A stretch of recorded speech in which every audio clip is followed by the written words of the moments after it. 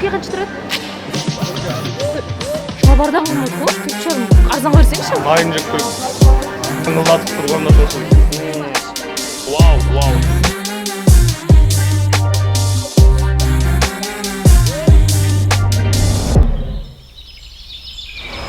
Сәлем достар! Бұл Қазақ Quest жобасының жаңа шығарылымы және біздің келесі таңдаған қаламыз колоритке бай қала.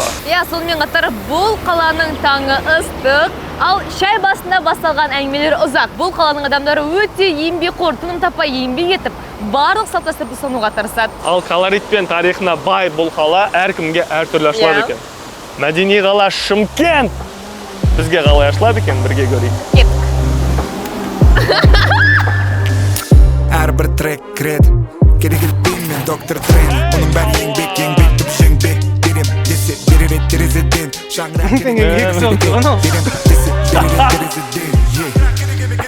Шымкент әлемнің тарихшылары мен археологтары мойындаған 2200 жылдық тарихы бар қала. Бұл Орталық Азияның ең көне қалаларының бірі. Қала өзінің бай тарихымен, мәдениетімен және қонақжайлығымен ерекшеленеді. 2025 жылдың 1 мамырындағы статистикаға сүйенсек, Шымкент қаласының халқы 1.264.492 адамды құрайды. Қала халқының 68% қазақтар, ал 17% өзбектер, 8% орыстар, қалғаны басқа этностардан құралған. Қала Өзбекстанмен ең белсенді шекаралық сауда жасайтын орын. Сол себепті базарлары мен шағын кәсіпорындары өте белсенді дамыған.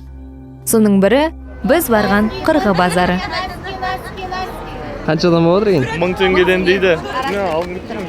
Самса жек. Кәс толы. Жарыс тұр ма? Е? Екеу алсақ қаншаға бересіз? 1000 теңге. Екеу алсақ 1000 теңге ма? Ұнаудан күшті кетеді. Жол. Аш жолды. Жол десе жол беру керек базарда.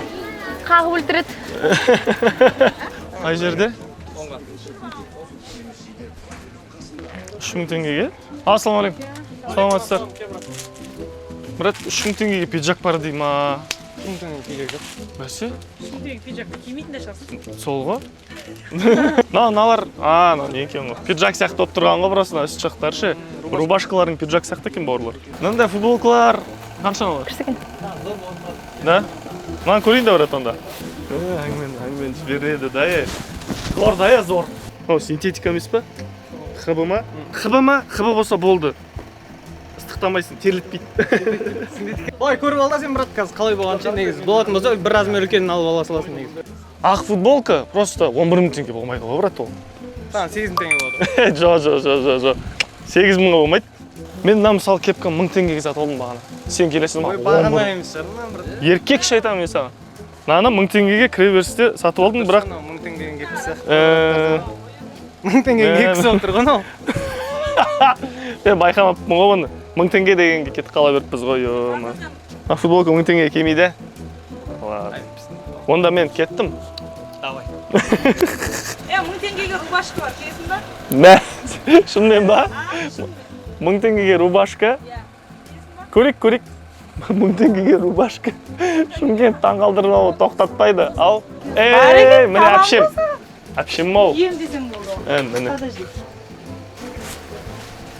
Зың болды. Зың. Зордай. Мен 1000 теңге рубашканы алайын онда. Обязательно аласың. Қалай алмайсың оны сен? Басқа, соны алайын деп тұрсың ғой сен. Алды. Әпшеме 1000 теңге жіберейін. Балканчықта киім қарап жүр. Мен қазір шашлық іздеп жүрмін. Бұл жақтың шашлықтары енді маз қара күшті дейді. Бар болған 3 теңге екен. Сосын тандыр самсасын жейсің, қарбызын жейсің, қауынын. Күшті. Қаншадан қарбыздарыңыз? 350 теңгеден. Қарбыз уже бар ғой Шымкентте. Кесіп көрсек. Қанша болады?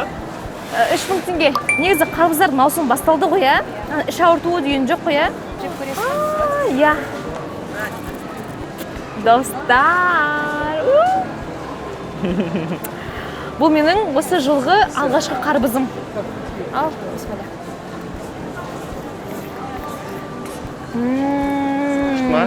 Асым өрісің ба? күшті. Дима, есі кәдімгідей жер көкті алып кетті ғой. Свежестің есі шығып тұр бар ғой. Күшті, иә? Жеп қой, тасын же, түсе. Осы ішімде қарбыз өсіп кетпей ма? Мама, несен кетей ма? Байқағандарыңызда Шымкентте түс камера аласыңдар да базарға келіп бір штук жеуге бола ма деп тойып шығасың ғой. Ешқандай жақтырмайды ғой. Ал. Ас болсын. Ас болсын. Шымкенттің шашлығы. Нанмен же тоясың. Бұл шашлықтың бағасы бар болған 500 теңге. Шашлык, нан, пияз бар болғаны 500 теңге. Күшті. Зор ғой, зор.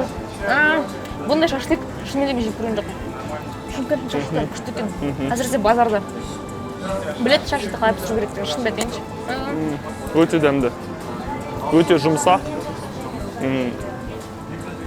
Мариновкасын өзі бұлардікі басқаша бола ма? Білмеймін, қалай бұлай істейтін түсінбеймін. Бірақ өте әдемі, өте тәтті. Шашлығын жедік, қарбызын жедік. Енді тандыр самсасын жемесек болмайды. Иә. Сәлеметсіз бе? Тандыр самса беріңізші. Сен жемесің бе? Мен жоқ, соның дәмін көрейін. Сосын көремін. Мен саған қалдырмаймын, бәрін жеп қоямын. Мен сол үшін келдім базарға. Ладно онда. Қаншадан? Бұл жейді. Соустар бар еді ғой? Мен төлеймін. Ай. Соусын ал. Қазір. Нормально, перевод. Бұндай буы шығып тұр ғой. Бушку ма? Кішкене. Ас болсын. Жалпы не Шымкенттің тамақтарының бәрі дәмді. Таң қалдырды шынымен дейінші мен. Бірақ мен үшін потолок шашлық болып тұр әлі. Иә? Мен үшін бәрі потолок. Кеттік. Тек мен емес потолок сен үшін. Енді Шымкенттің ыстығын өздеріңіз білесіздер ғой. Кем дегенде плюс 35, 40 ыстықта еп қалады. Осы кезде Шымкенттің тұрғындары Қошқар атаға келеді. Не үшін келеді? Міне. Өйткені бұл жердің суы өте пайдалы, қысыда жазда 11 градус екен.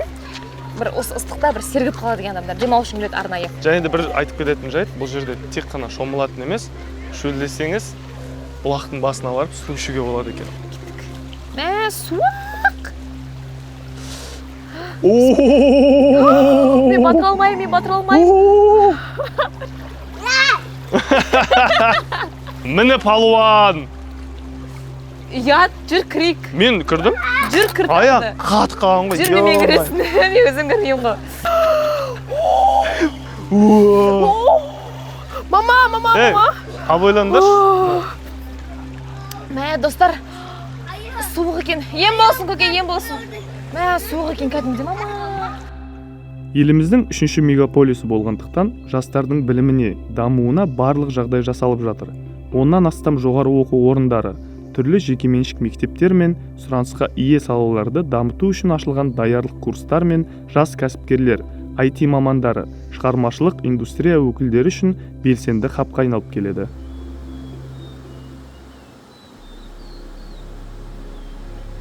Біз қазір қай жердеміз? Шымкент дәл осы жерде басталған.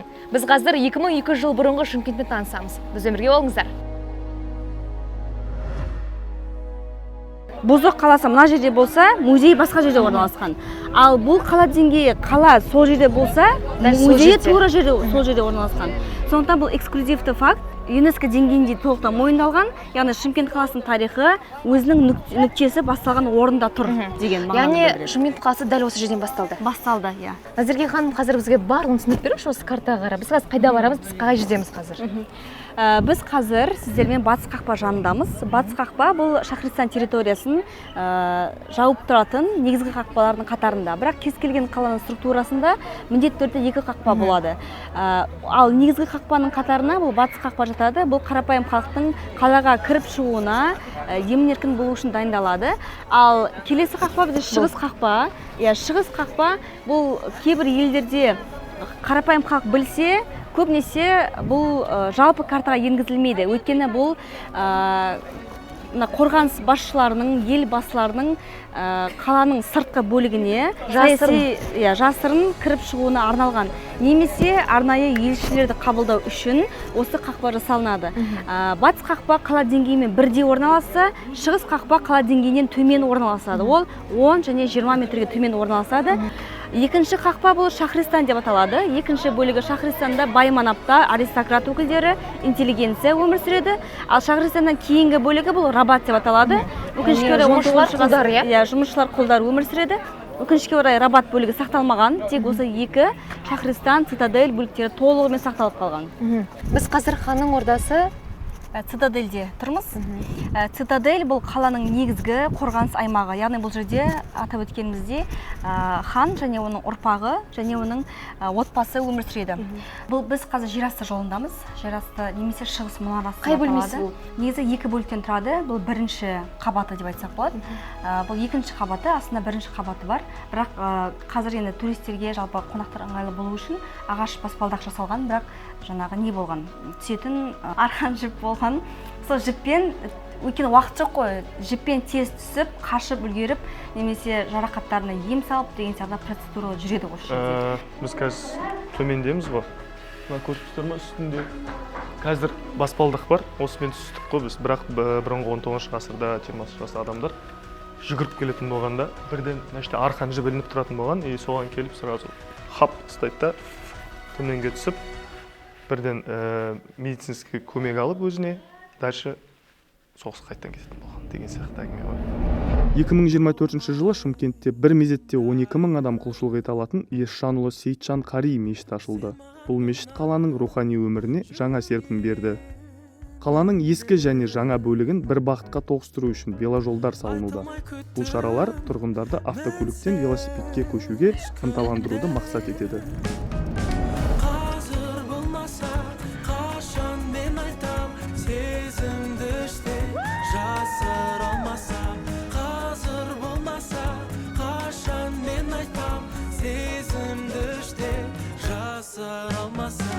Ал достар, біз дәл қазір мына күннің ыстығында негізі Шымкент осы кезде 35 градус болып тұр.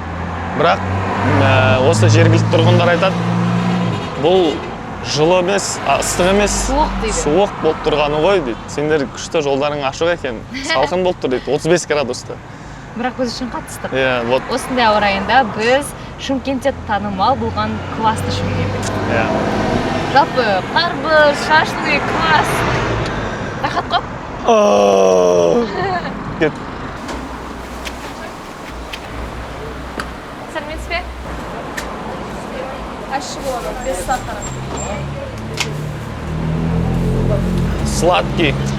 Сладкий 10-дан 10. Бұл не қышқыл емес, не тәтті емес, орташасы. Маған қатынады, 10-дан 10. Бұл тәттісі. Қаншадан? 500 теңге. 250 теңге бар болғаны. Мама. Дәмін айта алмаймын. Шымкентте болсаңыздар, міндетті түрде келіңіздер.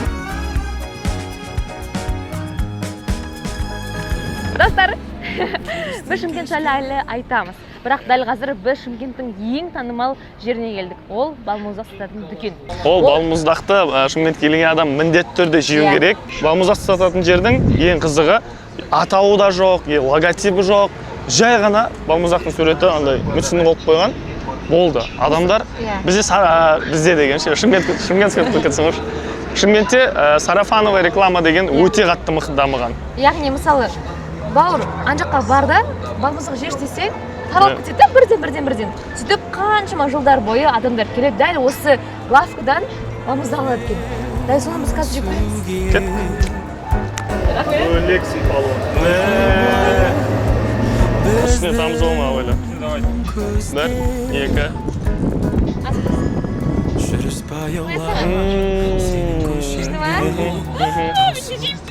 Вау. Мен 8 глясы алдым, қанша шықты менен? 2000 теңге болады. 2000 теңге? Сізде бәрі арзан болады? 2000 теңге. Бәрі арзан, 2000 теңге. Қараңыздар, мынаның барлығы 2000 теңге. Мәссаған, сіздер басқа ірі кафеняларда мынаны шамам 2800-ге аласыз біреуін. Ал мен 8-ін 2000 теңге алдым. Достарлар, біз тамақ іштік, велосипед теттік, бәрін істедік. Сіздерге Шымкенттің барша күшті, қызықты жерлерін көрсетіп жатырмыз. Және біз әрине шаршадық. Бірақ дәл қазір біз керісінше ояну үшін, энергия жинау үшін, қанды қыздыру үшін аттракциондарға келдік. Бұл жерге келген адамның барлығы жақсы көңіл күйде қайтады дегенді естідік. Енді дәл қазір біз оны тексеріп көреміз. Ендеше бізбен бірге балалық шаққа саяхат. Қазір болмаса, қашан мен айтам, сезімді іште жасыра алмасам.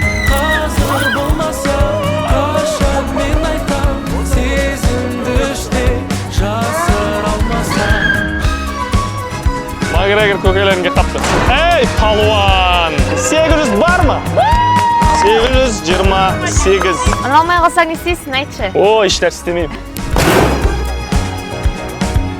Мәне, ұрмайын. Қазір болмаса, қашан мен айтам, сезімді іште жасыра алмасам. Қазір болмаса, қашан мен айтам, сезімді іште жасыра алмасам. Сіздер алдыңғы выпускта мен Аружан ұтылып қалдым базарда. Тойға барасың деді. Тойға еп тұр. Кеттім. Жанымды менің жаулаған қызыл раушан, бақытқа сені бағарым қызым болсаң, өзіңе арайлым, бағым деп қараймын. Ассалаумағалейкум, той құтты болсын. Қалайсыздар, жаныңыздар? Бір-екі сұрақ қойып жіберейін. Тойға қанша теңге алып келдіңіз? 50. Тойға қанша алып келдіңіз? Бір тай. Бір тай? Бір тай. Тойға қанша алып келдіңіз, аға? Үйірған алып келдік енді. Биледіңіздер ме? Енді билейміз. Енді билейміз ба? Мен сіздермен билейінші қазір бірге. Шыр айналып тұр. Деп.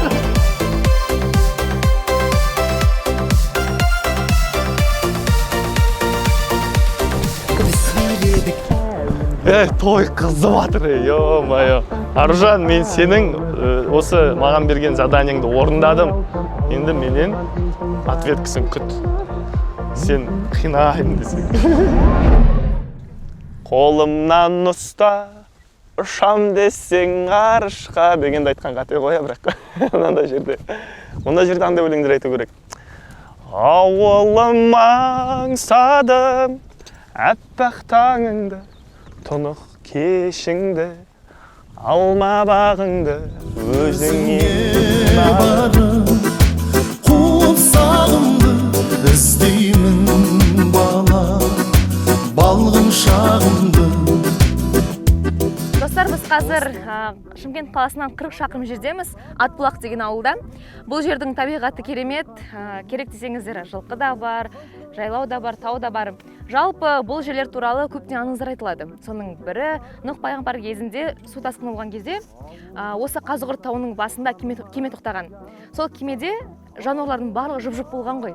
Жалпы сол аңызға сүйенсек, осы тіршілік көзінің барлығы осы Қазығұрт тауында аман қалған. Сол кезде бастап алған ғой. Достар, ұят шығар, бірақ мен айтайыншы, мен қорқып тұрмын, шаба алмаймын. Негізі шабадыңыз, бірақ қорқып тұрмын қазір. Мен орныма қазір Ғалия шабады. Сіздерге менің орныма барлық осы көріністі көрсетеді.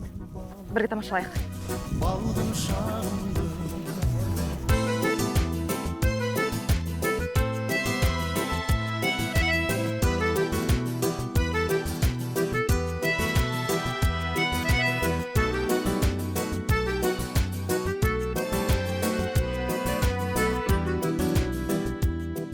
Міне достар, сіз бізбен шырайлы Шымкенттің көшелерін араладыңыз. Дәмді тамағын дәм таттыңыздар және тарихына шолу жасадыңыз. Егер сіз осы видео арқылы Шымкенттің иісін, дәмін, шуағын сезіне алсаңыздар, онда біздің мақсат орындалды деген сөз. Негізі Шымкентке келіп, өз жүрегіңізден бір орын бермеу, бұл үлкен қателік. Біз Шымкентте әлі келеміз, қоштаспаймыз, өйткені Шымкент қоштасқанды жақсы көрмейді. Рахмет, Шымкент. Сен бізді шаршаттың десең. Қазір болмаса, қашан мен айтам, сезімді іште жасыра алмасам. Қазір болмаса, қашан мен айтам, сезімді іште жасыра алмасам.